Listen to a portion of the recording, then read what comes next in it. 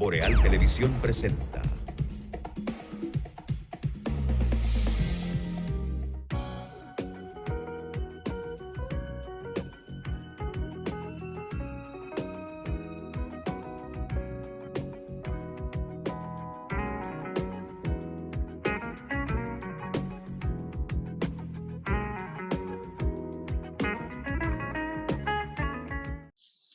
Estamos de regreso en este Café con Leche, la producción de Boreal Televisión desde Santiago de los Caballeros. Un abrazo a todos, también los que nos sintonizan en cualquier parte de la República Dominicana y el resto del mundo.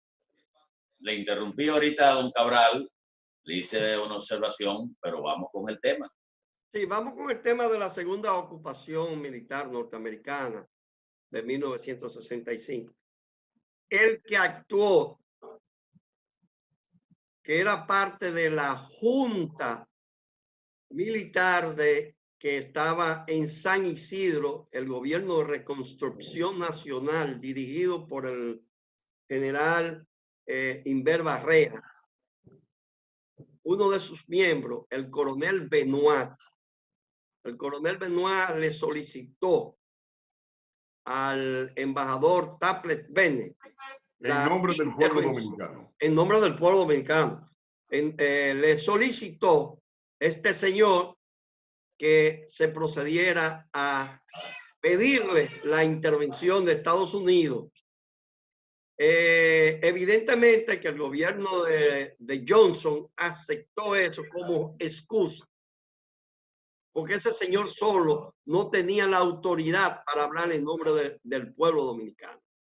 Además era una parte. ¿Pero por qué?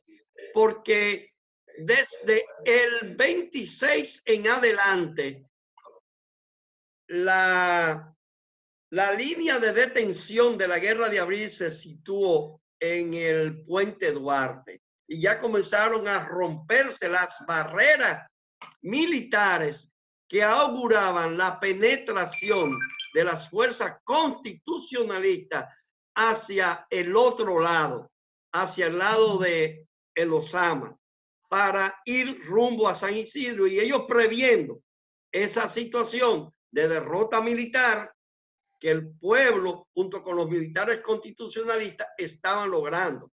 Frenaron la avanzada de los tanques.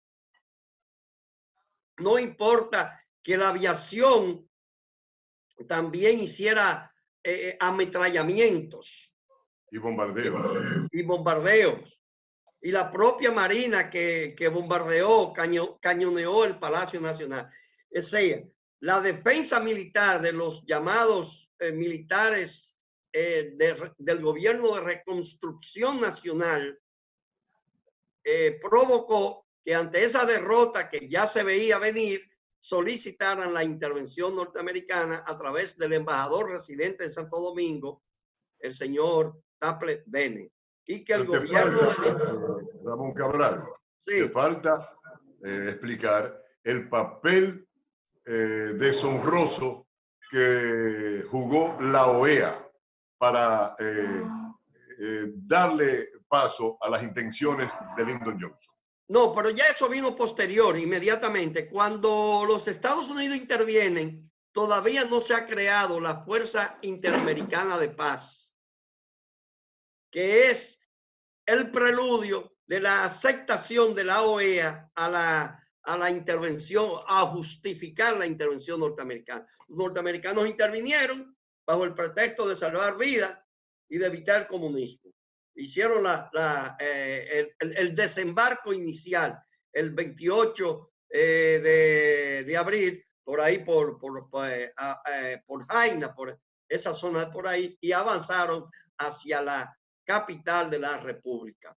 Ese es lo inicial, utilizando la carta del coronel Benoit para justificar la intervención. Después viene la OEA y es la que le da un barniz supuestamente de Fuerza Interamericana de Paz para decir que es una acción de países de las Américas amparado en la Carta de Defensa que la OEA tiene en su base constitutiva para defender a los países de América Latina. Y por ahí comenzó a deteriorarse de una manera drástica la OEA en su misión del equilibrio hacia América Latina y las influencias crecientes de los Estados Unidos. Obviamente que eso estaba también dentro de ese epicentro que era la Guerra Fría que enarbolaban las superpotencias. También es famoso los discursos de Fidel Castro condenando a la OEA y a la intervención, porque obviamente Fidel Castro era un gran orador, un hombre que manejaba el artificio de la palabra y también aprovechó esa circunstancia para entrarle a la OEA y decir lo que eran, y la bautizó. Que había sancionado a su país. También había sancionado a su país y la bautizó de instrumento de colonia, algo así, ministerio de coloniaje, Fidel Castro. Esa es la realidad. Pero ¿a quién defendió esa intervención? Defendió a los intereses tradicionales, oligárquicos, terratenientes de la República Dominicana, que nunca estuvieron de acuerdo con un avance democrático. Defendió a esas fuerzas retardatarias que no entendieron nunca que la participación democrática es disenso. Defendieron los intereses económicos tanto de empresas norteamericanas como del capital local, que tampoco entendieron que la República Dominicana debía abrir su mercado. Esas son las causas de génesis que provocaron el que se diera la intervención norteamericana.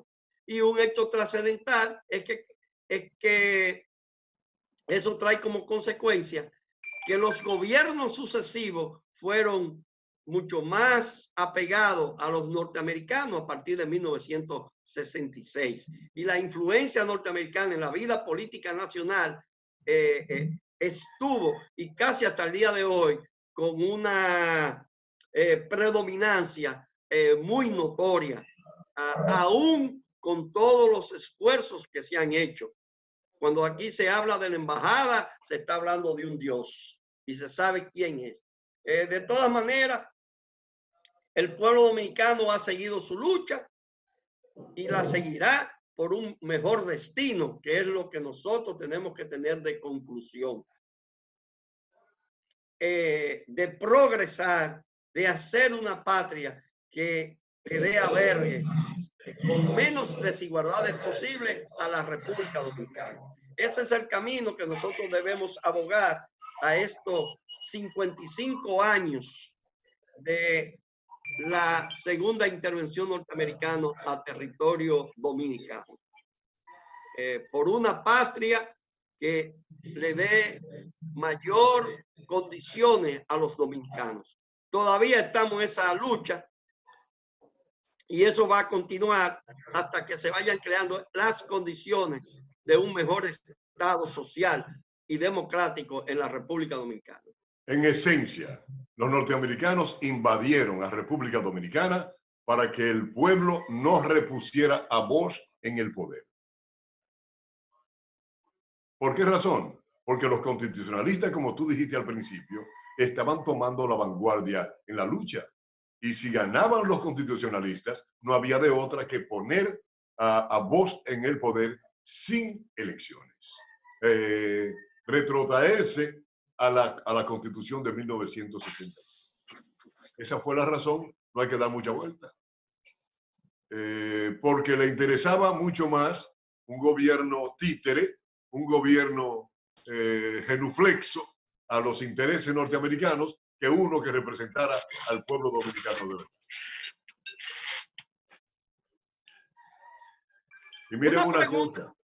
Una pregunta. En las elecciones de 1966, ¿fueron elecciones limpias? No puede ser libre. No podían ser libres por una razón. Ellos invadieron para que Bosch no fuera repuesto en el poder.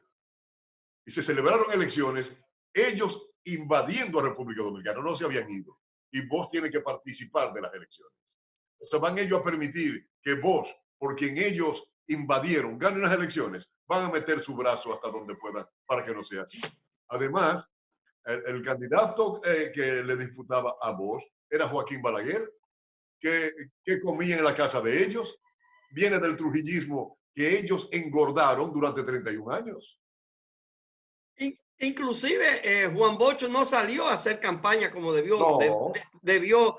Lo amedrentaron y le hicieron vuelos rasantes cerca de su residencia. Los aviones norteamericanos del Navy. Ellos lo pusieron como condición que él fuera a las elecciones. Para que él perdiera las elecciones y que ganara un pupilo de ellos, Joaquín Balaguer.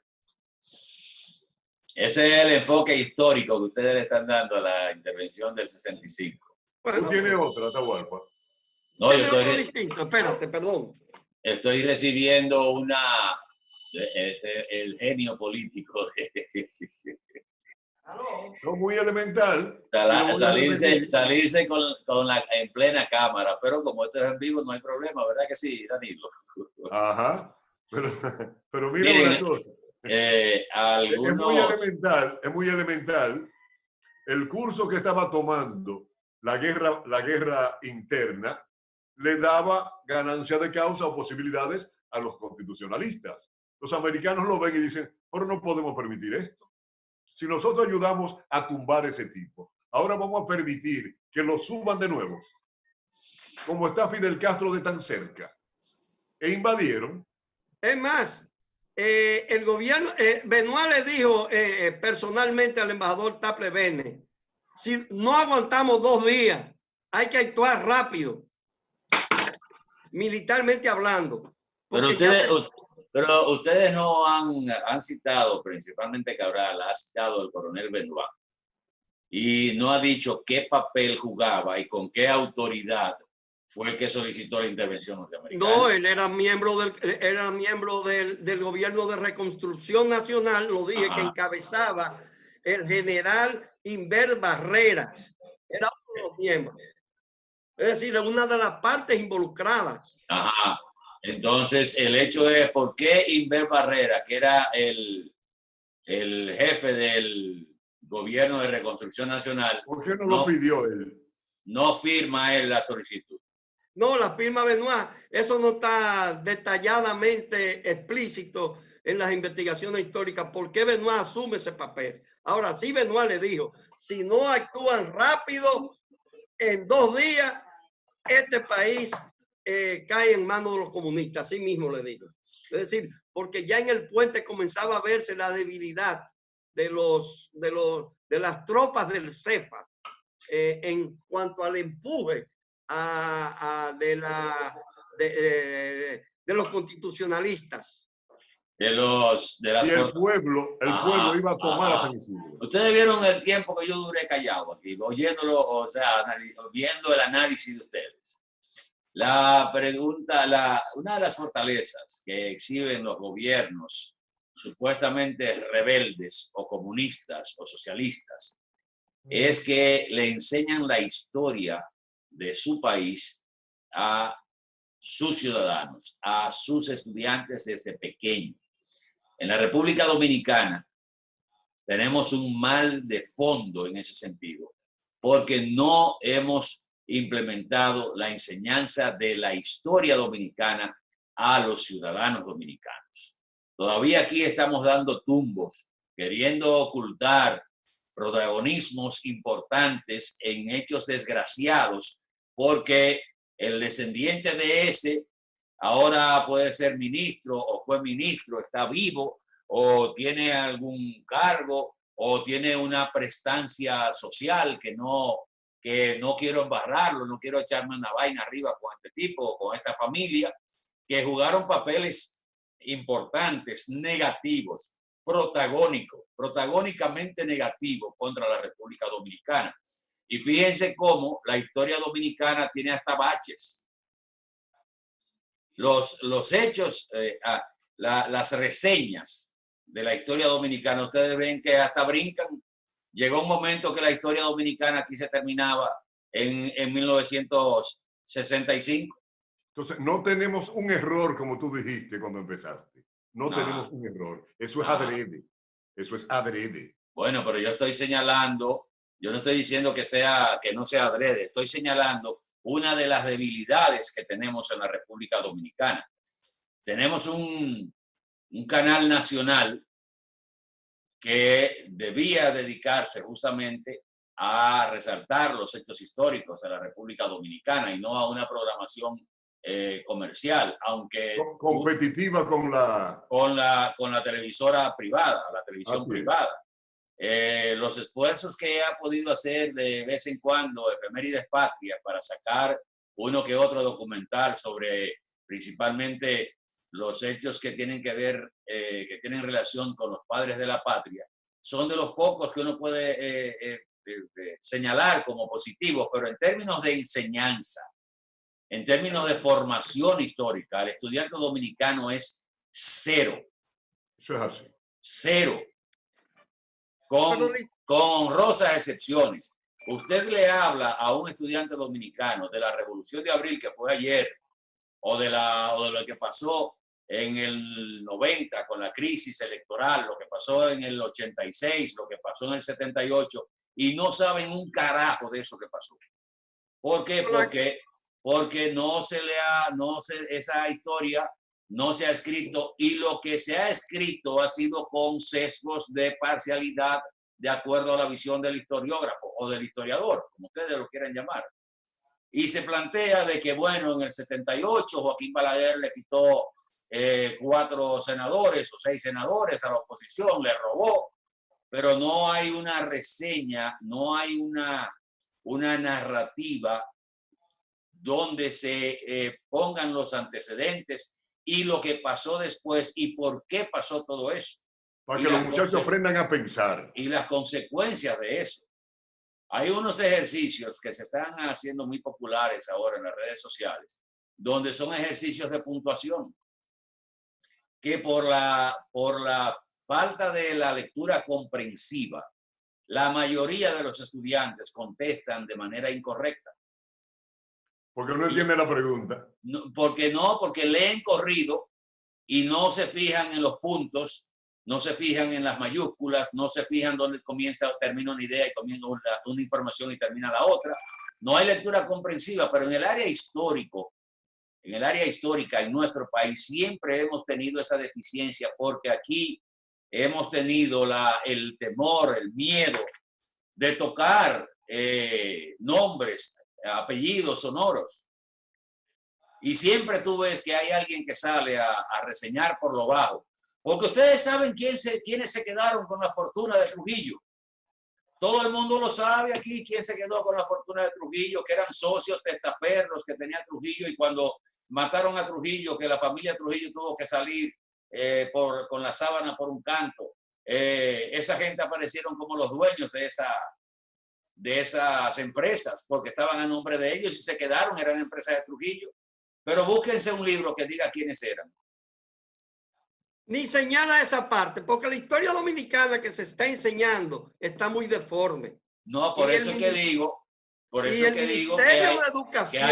que hay unos brincos. O sea, esta parte yo no quiero. Tumbaron a Trujillo. Bueno, después de Trujillo vino, en el periodo ese estaba Joaquín Balaguer con Negro Trujillo. Joaquín se quedó con el poder, después salió con la sábana por un canto, pero el obispado. Y al final, nadie te dice a ti toda la historia de las empresas de Trujillo, que supuestamente eran empresas del Estado o que le vendían al Estado, porque ¿qué hacía Trujillo? Construía una empresa de calzados para venderle las botas al ejército. Construía una empresa de pintura para venderle la pintura al Estado dominicano. Le vendía al Estado la leche y el Estado la regalaba. Y el Estado la regalaba. El poder, el Estado era él. Él era el Estado. Entonces, toda esa parte, y la regalaba. Esa parte de la historia, tú te encuentras con que no está reseñada. Pero, sin embargo, aparecen sugerencias que aquí hubo familias, pero el historiador, el que escribió, no se atrevió a poner quiénes fueron. Y eso mismo pasa con la Revolución del 65 y la intervención norteamericana. Por eso yo le decía a Cabral, bueno, ¿cuál fue el papel? ¿Qué importancia tenía en el gobierno de reconstrucción nacional, de poder de decisión, el coronel Benoit para solicitar en nombre de la República Dominicana la intervención estadounidense? Era miembro del Consejo de Gobierno del Gobierno de Reconstrucción Nacional. De Reconstrucción Nacional, que defendía los intereses retardatarios de la República Dominicana. Tan sencillo como eso. Igual que aquí después hubo un tiempo en que se quiso minimizar y hasta santiguar la participación de Wessing.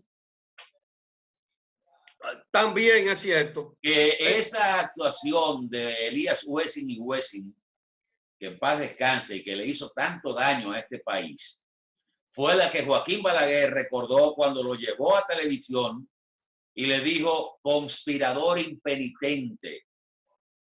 Ustedes no recuerdan esa frase en televisión. Pero era de la misma laya porque después lo nombró ministro de las Fuerzas Armadas. Y se quiso ocultar ese papel negativo de Wessing en los acontecimientos de abril de 1965. La historia dominicana está muy en nebulosas. Nebulosa, llena de cobardía lo que está. Y que los historiadores o historiógrafos no se han atrevido a puntualizar. Por ejemplo, ese tema, post muerto Trujillo, donde fueron a parar muchas empresas que aunque en papeles jurídicos estaban a nombre de terceros, porque Trujillo tenía esa modalidad para que no se viera la concentración de la riqueza y de la producción en nombre o de la familia Trujillo o de Trujillo en persona. Ustedes los historiadores deberían ocuparse de eso. ¿Por qué no escriben la historia de verdad? Porque le tienen miedo a la mordida de la serpiente venenosa. Le tenemos miedo, incluyase usted, porque usted es el historiador de aquí. Yo sí, no. Todos le tenemos miedo, nadie quiere hablar de esa cuestión. Si yo supiera y me dedicara a eso, lo haría, pero lo haría descarnada. Lamentablemente aquí no se hace eso. Porque esos intereses están vivos ahí, son los que dan publicidad, son los que manejan parte de las estructuras sociales y económicas de República Dominicana. Señores, terminamos en el día de hoy. Gracias por la atención. Mañana, Dios mediante, vamos a la mitad de la semana. Esperamos estar con ustedes. Cuídense mucho. Si no tienen que salir de la casa, no salgan. No se lleven de los descerebrados que creen que no se les va a pegar. Y al final, todos esos van a tener que pagar su desobediencia. Ni que se lleven tampoco de un santurrón que creen que va a parar en la pandemia. Tampoco se lleven de eso. ¿Y qué hacen, Cabral? Supe que él dio positivo al coronavirus, el peregrino, y se lo llevaron para la capital. Se lo confinen para allá, para la capital. Señores, feliz resto del día. Nos vemos mañana. Abur, abur. Boreal Televisión presentó